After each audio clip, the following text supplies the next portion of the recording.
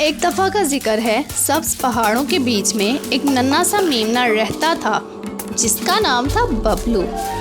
ببلو بہت پیارا تھا، لیکن ایک مسئلہ تھا، وہ سونے کی کوشش کرتا مگر نیند ہی نہیں آتی۔ امی بھیڑ کہتی، آنکھیں بند کرو، دعائیں پڑھو، نیند آ جائے گی، لیکن ببلو کروٹیں بدلتا رہتا۔ ایک رات جب چاند آسمان پر چمک رہا تھا، ببلو نے آہستہ سے کہا، میں تھک گیا ہوں، نیند کیوں نہیں آتی؟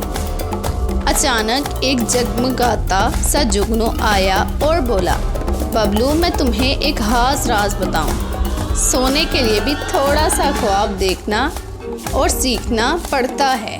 خواب کیسے؟ ببلو نے حیرت سے پوچھا۔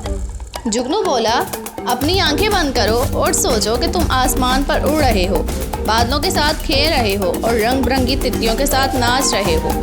ببلو نے ویسا ہی کیا، اور جانتے ہو کیا ہوا؟